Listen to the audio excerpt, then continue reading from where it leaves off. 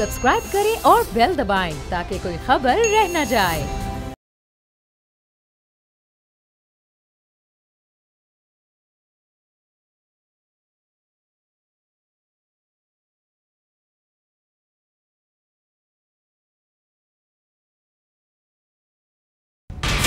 Welcome back नाजरीन। और break से पहले नज़ीर लगारी साहब ने सवाल किया था फारूक सत्तार साहब से कि अगर उनको ताउन की कोई पेशकश होती है तो क्या वो अपना ताउन फराहम करेंगे? जी फारूक सत्तार साहब थोड़ा सा वाज़े कर दें। क्या मैं पूरा सवाल मैंने ये अर्ज किया है फारूक भाई, मैंने ये अर्ज किया है कि आपने 22 अगस्त को जो नैरेटिव आया था उसको आपने डिनाई किया था और उससे अपने आप को डिस्टेंस किया था, लेकिन ये इन लोगों ने नहीं किया था जो कल आए हैं। तो क्या ये लोग उसी नैरेटिव पर वापस आए हैं जो नैरेटिव 22 अगस्त को पेश किया गया था? और क्या उसके बावजूद आप समझेंगे कि आप उनके करीब जा सकते हैं अगर उस नैरेटिव के साथ हैं?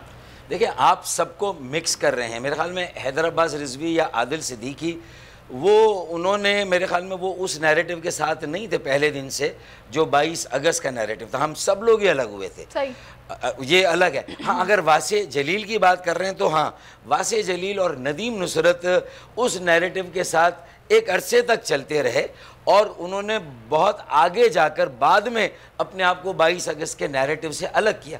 तो देखें, जब आप आकाए दो जहां ने जब ये इस्लाम की वो शुरू की तबलीग, तो शुरू में पहले लोग मुसलमान बने, उसके बाद में बने, फ़तह मक्का के बाद फिर लाखों लोग बने। तो देखिए, ये हर एक का स्टेज है। उन्होंने बाद में महसूस किया अब मेरे पास कोई पैमाना नहीं है कि दिल में किसके क्या बात है। हाँ, हमारे मुल्क के जो मुख्तदर इदारे हैं, जो रियासती इदारे हैं, उन्हें इस पर तय करना कि 22 अगस्त का केस बना था वो कितना चला, उसमें किनको बरी होना चाहिए, किनको सज़ा होनी चाहिए। 5 सालों से तो 4 सालों से हम अदालतों में जा रहे हैं, केस भुगत रहे हैं। तो हमने तो 23 अगस्त को अलहदा कर लिया, फिर भी 22 अगस्त का केस तो हमारे सरों पर है। तो ये तय कौन कर रहा है कि ये कि हम उसमें हमारा 23 अगस्त का नैरेटिव एक्सेप्ट हुआ नहीं हुआ है? सही। और अगर तय करने वाले आपसे ये कहते हैं कि 22 अगस्त के नैरेटिव वालों के साथ आप आ जाएं तो फिर क्या सूरत हाल होगी? देखें, ये तो पूरी कौम को फिर फैसला करना है ना। और ये पूरी जो MKM पाकिस्तान या जो हम पाकिस्तान की सियासत, पाकिस्तान में सियासत, पाकिस्तान के लिए सियासत कर रहे हैं, तो ये तो तय होना चाहिए कि ये किसके पास अथॉरिटी है जो ये तय करे किसको हमें गद्दार करार देना है, किसको मुहिब्बे वतन। ये देखें, सुप्रीम कोर्ट के पास ये इख्तियार है। अगर ये मुकदमात चल जाएं और मुकदमात का फैसला फिर सुप्रीम कोर्ट से भी हो जाए, तो इससे पहले नैब पर ये केस बने थे जो ज़ियाउल हक ने वापस लिए थे, उनके मार्शल लॉ में भुट्टो साहब का इख्तियार ख़त्म हुआ।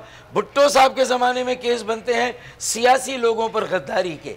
हैदराबाद का वो जो केस बना था, आपको याद है, और फिर वो ज़ियाउल हक के ज़माने में वापस लिया जाता है। तो मैं तो पाकिस्तान की ये जो पेचीदा कन्फ्यूजिंग हिस्ट्री है, मरकी हिस्ट्री है, तो अब इस पर आप किसको सही किसको गलत? चलिए हम हिस्ट्री से आगे बढ़ते हैं, क्योंकि आपने वे फॉरवर्ड की बात भी इससे पहले की और हमारा मकसद तो अवाम का मकसद ये है कि भाई जो भी ये सियासत है, गंदा है पर धंधा है, इससे आगे निकलें, हमारे मसाइल को हल करें। जिस मकसद के लिए आपको ऐवानों में बिठाया गया है उस मकसद को तो आप पूरा नहीं कर रहे। तो उसामा रज़ी साहब, वे फॉरवर्ड आप लोगों के पास क्या है? जाहिर सी बात है आप लोग काफ़ी वोकल हैं मसाइल को लेकर, लोड शेडिंग के मामले पर भी काफ़ी आप लोग रैलियां निकालते रहे, एहतजाज करते रहे मसाइल को लेकर। आप लोगों की जमात के पास कोई प्लान है? देखिए, हमारी हिस्ट्री और हमारी कारकर्दगी इस शहर के सामने है। इस शहर कराची को जब पूरी दुनिया में और पूरे मुल्क में एक तहजीब याफ्ता और तालीम याफ्ता शहर समझा जाता था, अब हालात बदल गए हैं ना, हम उसकी नुमाइंदगी करते थे। हम उसी नज़रिए के साथ, उसी कल्चर के साथ खड़े हुए हैं। मैं जो पहली बात कहना चाहता हूँ वो ये कि आगे की बात करने से पहले जिन लोगों ने इस शहर को तबाही और बर्बादी के दहाने पर पहुंचाया है उनको सज़ा मिलनी चाहिए। सियासी मंजरनामे में वो मुजरिम करार पाने चाहिए। और ये तो गमले के पौधे हैं, गमले के लगाए हुए फूल पौधे हैं। इनकी बुनियाद पर अगर कोई सियासी अमल को यहाँ आगे बढ़ाने की बात कर रहा है तो कराची की आंखों में धूल झोंकने वाली बात है। और इससे देखिए, 2 चीज़ें बड़ी वाज़ेह हैं। इनका कराची की तबाही और बर्बादी में कलीदी किरदार है और इनका कमिटमेंट।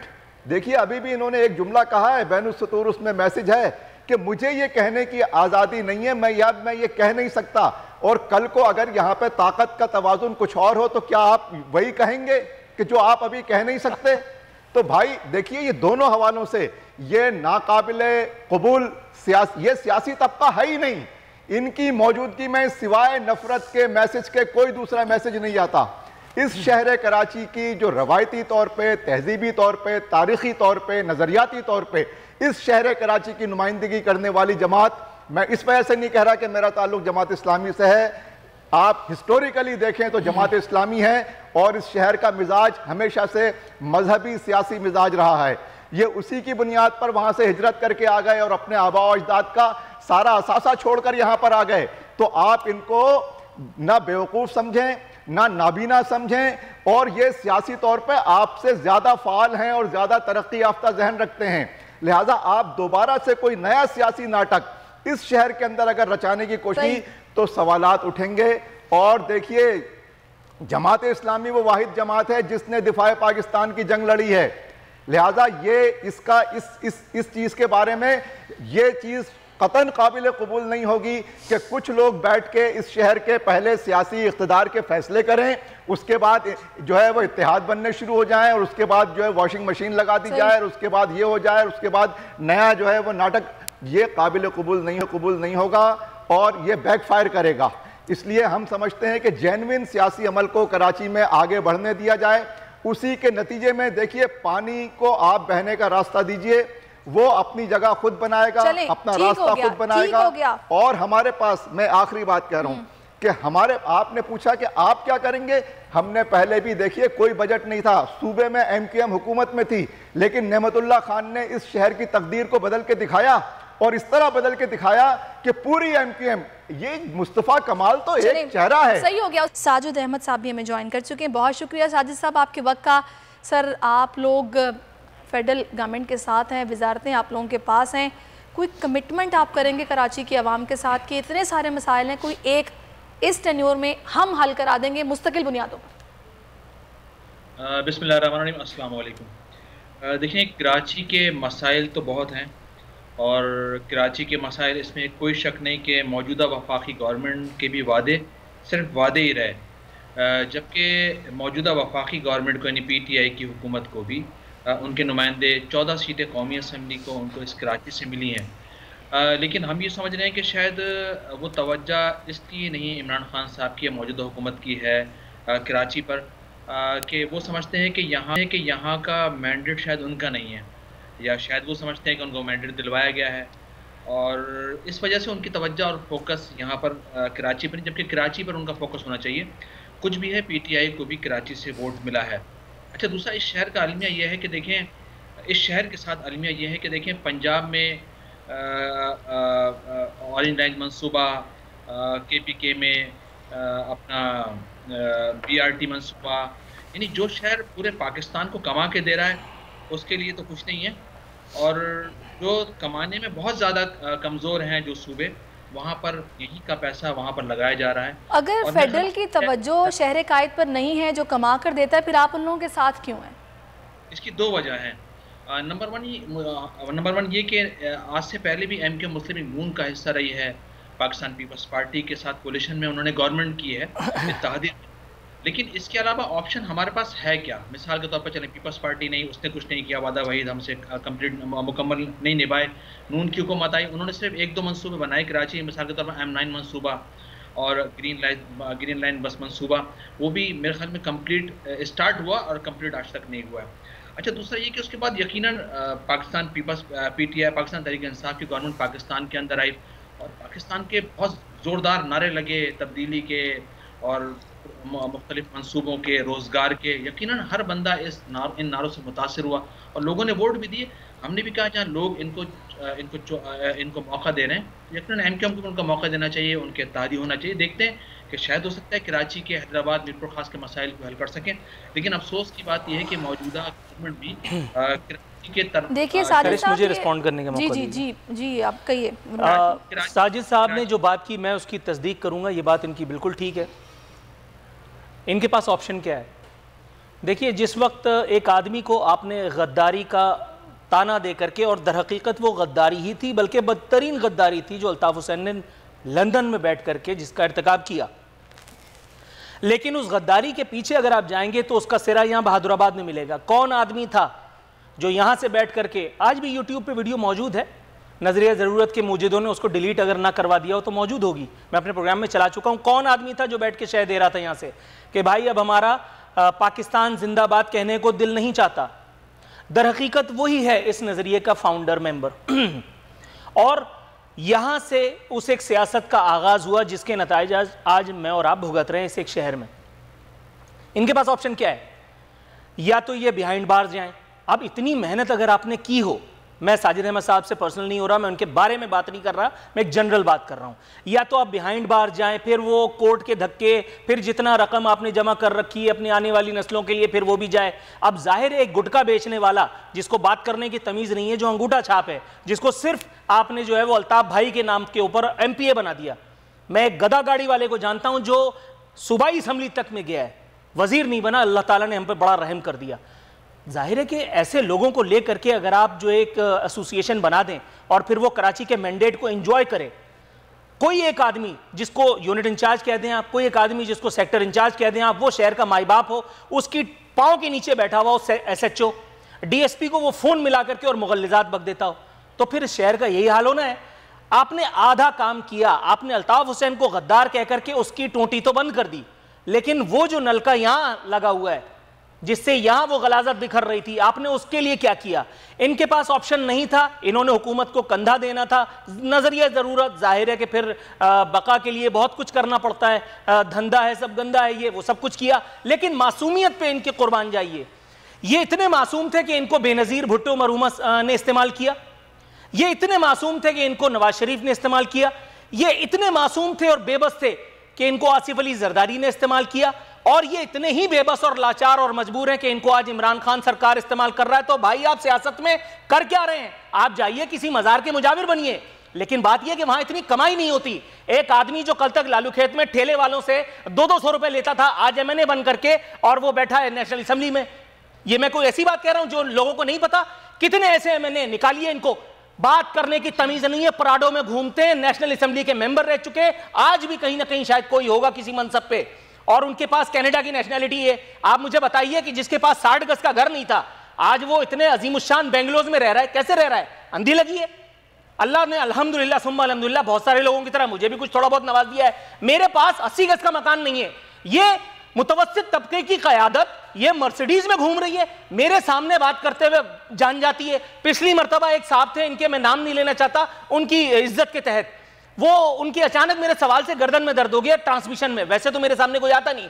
मैंने उनसे पूछा कि अगर इसी तरह से आपको बहका बहका करके इस्तेमाल किया गया है तो आप नसीरुल्लाह बाबर के उस तारीख साज ऑपरेशन के बाद जिसका रोना आप रो रहे थे, जिसके बाद काना टुंडा फलाना ईजाद हुए, उसके बाद आप झक मार के बेनजीर की हुकूमत में क्या करने गए थे, आसिफ अली जरदारी की हुकूमत में क्या करने गए थे? तो ब्रेक पे आने के बाद उनकी गर्दन में दर्द हो गया। मतलब ये तो हाल है। आप इनसे पूछें, ये PTI के उयूब गिनवा रहे हैं, वो तो मैं भी जानता हूं। मैं 2.5 साल से प्रोग्राम कर रहा हूं यहां पे, उससे पहले पता नहीं कहां करता रहा, अब आगे पता नहीं कहां करूंगा। लेकिन भाई अपना तो बताओ, वो जो मेयर ला करके मुसल्लत किया था उसने क्या झक मारी? वो मेयर की पूरी टीम जो थी, वो जो 4 उसके अनमोल रतन थे टाउन नाजमीन बन करके, आप चलिए मेरे साथ, मैं आपको अपनी गाड़ी में बिठा करके साजिद अहमद साहब और उनकी क़यादत को कराची शहर का उस एक जगह जहां सिर्फ महाजिर आबादी है, जहां सिर्फ उर्दू बोलने वाली आबादी है, मैं आपको मुआयना करवा देता हूं। कौन वहां पे इख्तिदार में था? मैं उसके लिए PTI से जाके पूछूं? मैं उसके लिए जाकर के अक़वाम मुत्तहिदा में गाना गाऊं? मैं उसके लिए जाकर के मुराद अली शाह साहब से सर पढ़ूं? इसकी जिम्मेदारी आपके ऊपर आयद होती है। आपने क्या किया? सही सही, इस पर मैं जवाब लूंगी आपका साजिद अहमद साहब। फारूक सत्तार साहब, आपने भी फॉरवर्ड की बात की थी, क्योंकि अब ब्लेम गेम का तो कोई फायदा नहीं है, आगे बढ़ना चाहिए। अगर आपके पास कोई वे फॉरवर्ड है तो आप दे दीजिए, क्योंकि आपके पास भी शायद वक्त की किल्लत है, आपको जाना है, वे फॉरवर्ड दे के जाइए।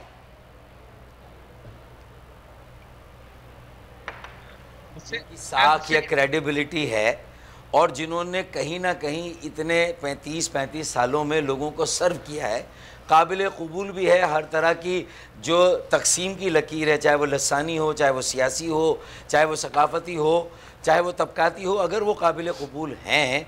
और ऐसे चेहरे, पहले तो MQM, एक वसीतर MQM ले लें जो लेगेसी एक चली आ रही है, जिन्होंने बहरहाल अच्छे काम भी किए। ऐसा नहीं है कि MQM से हर गलत काम को MQM से जोड़ दिया जाए, MQM को मंसूब कर दिया जाए। देखिए, मैं नहीं हूँ MQM में, आज मुझे इन्होंने हटा दिया है, लेकिन मैं उसकी जो अच्छाइयाँ, उसमें तंजीम है, नज़्म व ज़ब्त है, उसमें मुतवसत तबके के लोगों की एक बड़ी तादाद है, पढ़े लिखे लोगों की बड़ी तादाद है, हज़ारों लोगों ने कुर्बानियाँ दी हैं। अगर MKM वालों पर तशद्दुद का इल्ज़ाम रहा है तो MKM के कारकुनान भी तशद्दुद का शिकार रहे ना। तो ये सारी बातों को हम थोड़ा सा एतदाल के साथ देखें। तो वे फॉरवर्ड क्या है कि पहले तो MKM के वो चेहरे जो आपस में बैठ सकते हैं, सिंध अर्बन वे फॉरवर्ड माजरत के साथ फारूक सत्तार साहब, कथा कलामी की गुंजाइश होती है, प्लीज बुरा मत मनाइएगा, वे फॉरवर्ड पे मत जाइए सर। पहले मुझे मंजिलों की दुआ नहीं मेरी चाहतों का जवाब दे, ये मेरा अपना शेर है, प्लीज इसमें कीड़े मत निकालिएगा। मुझे मंजिलों की दुआ नहीं मेरी चाहतों का जवाब दे, जो गुजर गए तेरी याद में मुझे उन लम्हों का हिसाब दे। सर पहले हिसाब तो दीजिए, पहले हिसाब तो दीजिए, वे फॉरवर्ड क्या होता है। यार देखें, आप अवामी जो उनकी हिमायत का सिलसिला है उसको मैं और आप अपनी ख्वाहिश से ख़त्म नहीं कर सकते। उसामा रज़ी कह रहे थे ना कि नेमतुल्लाह साहब को मौका मिला, वो मौका इसलिए मिला कि MKM ने बॉयकॉट किया था। देखिए, मैं MKM को एज अ होल डिफेंड नहीं कर रहा हूँ, मेरी अप्रोच के सामने मेरे साथ जुमलों के तसादुम की बजाय मेरी मदद करे कि जो बिगाड़ है इस शहर में, चाहे वो MKM की वजह से हो, पीपल्स पार्टी की बदतरीन जो सोतेली माँ से बदतर सलूक है उसकी वजह से, जो एहसास महरूमी, एहसास बेगानगी है, मैं आगे का रास्ता निकालने के लिए आपसे बात मैं कब कह रहा हूँ कि जिन पर इल्ज़ाम आते हैं उनको आप चिट दे दें। मैं नहीं कह रहा, देखिए मेरी बात, मैं नहीं कह रहा भाई, मैं ये बिल्कुल नहीं कह रहा कि क्लीन चिट दें, कोई NRO MKM के लिए दें, उसके माजी में जिन लोगों के खिलाफ इल्ज़ाम आते हैं उनको दें।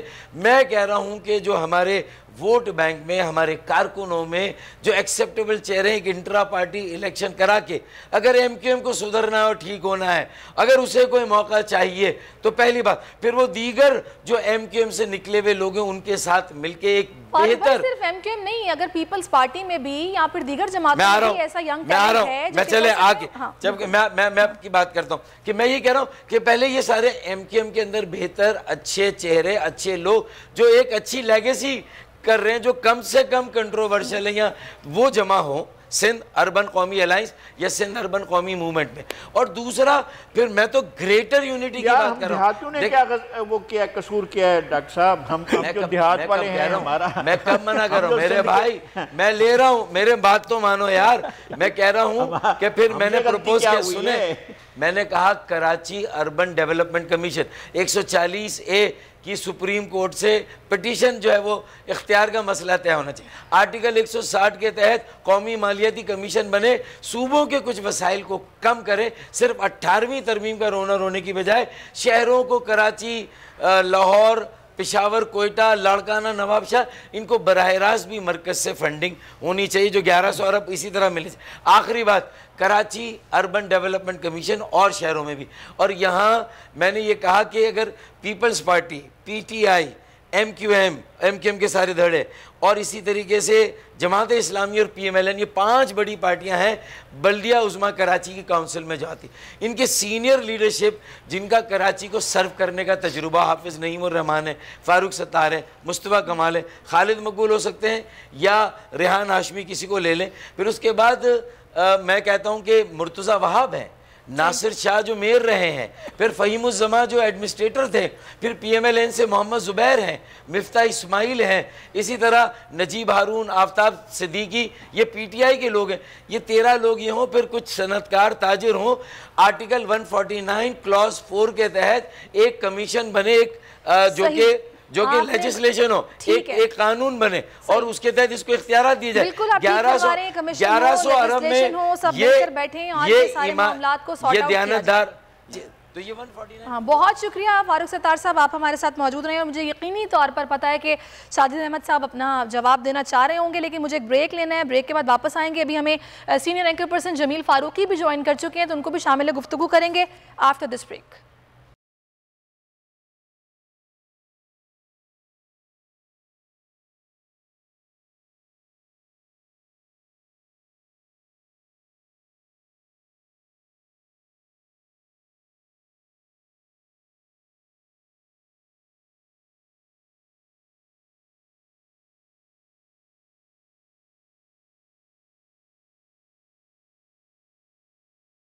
वेलकम बैक नाजरीन। कराची के मसाइल, कौन जिम्मेदार और इसका हल क्या है, इस पर हम बात कर रहे हैं। साजिद साहब, मैं सबसे पहले आपकी तरफ आऊँगी, अगर मैं किसी और तरफ गई तो आपके साथ ज्यादती होगी। कहिएगा, नूरुल आरिफीन ने आपकी बात का जवाब दिया था और अब आप क्या कहना चाहते हैं? देखिए, बिल्कुल सवाल उठाना सबका और किसी से नहीं सकता है, करना चाहिए। और अच्छा है कि मौज़ूआत पर होनी चाहिए और होनी चाहिए ताकि एक दूसरे का जो पॉइंट ऑफ व्यू आ सके। अच्छा, मिसाल के तौर पर इसमें कोई शक नहीं कि एमक्यूएम के अंदर बहुत सारे एलिमेंट थे और अच्छा साजिद साहब, आपकी आवाज़ हम तक ठीक तरह से नहीं पहुंच पा रही, तो हम कोशिश करते हैं आपसे फिर से रब्ता करें, फिर आप अपनी बात मुकम्मल कीजिएगा। मैं चाहूँगी इस वक्त जमील फ़ारूकी को भी शामिल गुफ्तगू कर लूँ। तो जमील, वैसे कि आज पीएसपी अपना पार शो करने जा रही है बाग़ जिन्ना में कराची में, और ये कहा है मुस्तफ़ा कमाल ने कि मैं एक ऐसा रोड मैप दूंगा जो कि कराची की तकदीर बदलेगा, और आप मुझे पहले आजमा चुके हैं और मैं बताऊंगा कौन ज़िम्मेदार रहा इस तबाही का, बर्बादी का। तो इक़्तिदार में तो ये लोग नहीं हैं, आपको क्या तवक्कुआत हैं इस जलसे से और इसके मकसद पर आप क्या कहेंगे?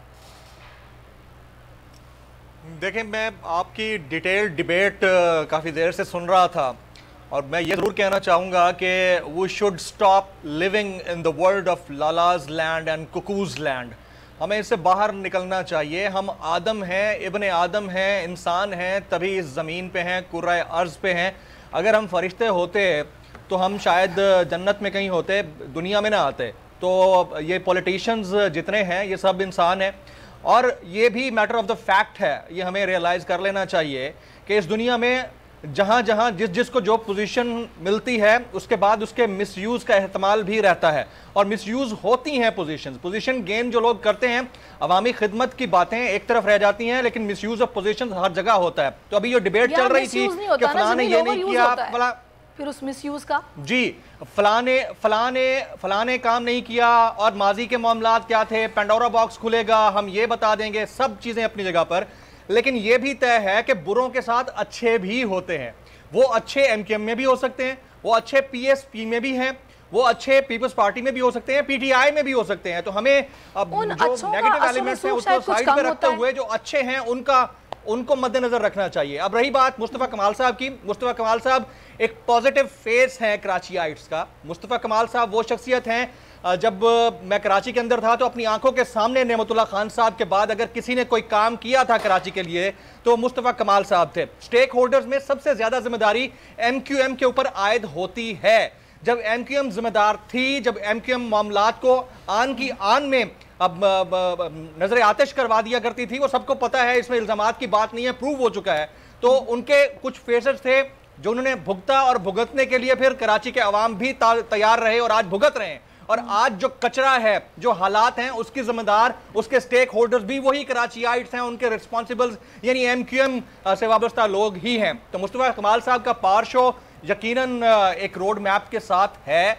अगर वो कुछ अच्छा करना चाह रहे हैं, करने के लिए इनिशिएटिव ले रहे हैं, तो उसको रिकॉग्नाइज करना चाहिए, उनको अप्रिशिएट करना चाहिए। और उससे बढ़कर एक और बात सैरिश, मैं यहाँ पर एक और बात ऐड कर दूं, वो ये कि कोई इनके गमों का मदावा करने के लिए, कराची वालों के गमों का मदावा करने के लिए विफाक से या जुड़वा शहर से कोई उतरे तो बाद में उतरे, पहले इनको खुद ये सोच लेना चाहिए कि इन्होंने करना क्या है। यानी एमक्यूएम बहादराबाद का मुंह इस तरफ है, एमक्यूएम पीआईबी कॉलोनी का मुंह उस तरफ है, एमक्यूएम हकीकी का मुंह उमूदी है, उसके बाद जमात इस्लामी साइड पे कहीं बैठी हुई है, पीएसपी कहीं बैठी है। तो स्टेक होल्डर्स जब आपस में इत्तेफाक नहीं करेंगे तो कौन फिर इनका। उसामा साहब कह रहे हैं कि हम ऐसे नहीं बैठे हुए, आप ये जो बात कह रहे हैं ना, मैं उनसे पूछती हूँ कि अगर वो ऐसे ही नहीं बैठे हुए तो क्या कर रहे हैं? जी उसामा साहब, भाई जमात इस्लामी बैठी हुई नहीं है, इस शहर की सबसे ज्यादा फाल और इसके बुनियादी इशूज के ऊपर तहरीक चलाने वाली जमात सिर्फ इस वक्त शहर जमात इस्लामी मौजूद है, और उसकी वजह यह है कि ये एक ऑर्गेनाइज्ड नज़रियाती लोगों की, कमिटेड लोगों की जमात है। मैं जो आपका मौजू चल रहा है उसके हवाले से एक दो अहम बातें करना चाहता हूँ। जी जी।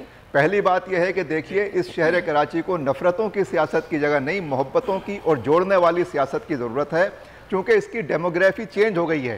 पहले ये शहर महाजिर अक्सरियती शहर था, लेकिन इस वक्त ये शहर महाजिरों का भी सबसे बड़ा शहर है, लेकिन पख्तूनों का भी सबसे बड़ा शहर है, ये पंजाबियों का भी सबसे बड़ा शहर है।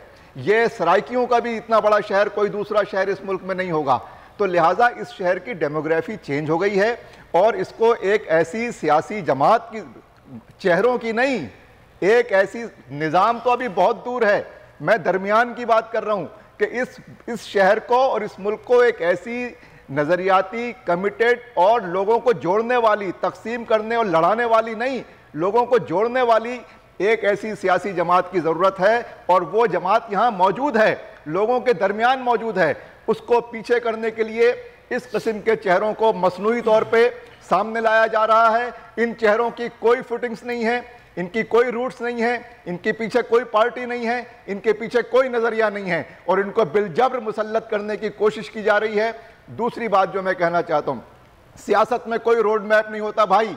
आप ये अगर कोई ये बोल रहा है तो इसका मतलब है ये वो नहीं बोल रहा, ये वो बोल रहा है कि जिसने उसके हाथ में एक कागज पकड़ा दिया है कि बेटा ये रोड मैप है, इस दफा तुम्हें ये बोलना है। सियासी अमल फितरी तौर पे आगे बढ़ता है, सियासी इर्तिका होता है। ये कोई मैनेजमेंट कंपनी नहीं है, ये कोई बिजनेस का इदारा नहीं है कि जिसका कोई ब्लूप्रिंट तैयार करके बताया जाए कि हम आइंदा 5 सालों में ये कर देंगे। सियासी अमल इस तरह आगे नहीं बढ़ता। सियासी अमल कुछ बुनियादों के ऊपर, कुछ कमिटमेंट्स के ऊपर आगे बढ़ता है, जिसमें यह है कि क्या आप अमानत और दयानत के साथ काम कर सकते हैं, क्या आपके पास डिलीवर करने वाली कोई टीम मौजूद है, क्या आपके पास अहदे हाजिर के तकाज़ों को पूरा करने की सलाहियत मौजूद है। आप वही बात कर रहे हैं जो आजकल ये ऑपोजिशन बात करती है, जो ये कठपुतली की टर्म दी जाती है, उस तरह सियासत नहीं होती, ना काम चलता है, नजरियाती होना पड़ता है। एक बात और अगर आपकी इजाजत हो, मैं जो कहना चाहता हूं, देखिए इस शहर का सियासी इर्तिका यूं हुआ है कि ये नफरतों की सियासत से इसने पीटीआई की तरफ रुजू किया है और 14 कौमी असेंबली की और 22 सूबाई असेंबली की सीटें पीटीआई को मिली हैं। नतीजा क्या हुआ है कि उनकी नाअहली और वो शहर को जानते नहीं हैं, वो सिर्फ इमरान खान की पॉपुलैरिटी की लहर के ऊपर बैठ के डिफेंस और क्लिफ्टन के चंद शहजादे जिनको इस शहर के रास्तों का भी नहीं पता, वो इस शहर के नुमाइंदे बन गए। लिहाजा ये तो होना ही था। चलें ठीक है, आपका पॉइंट आ गया। मैं चाहूंगी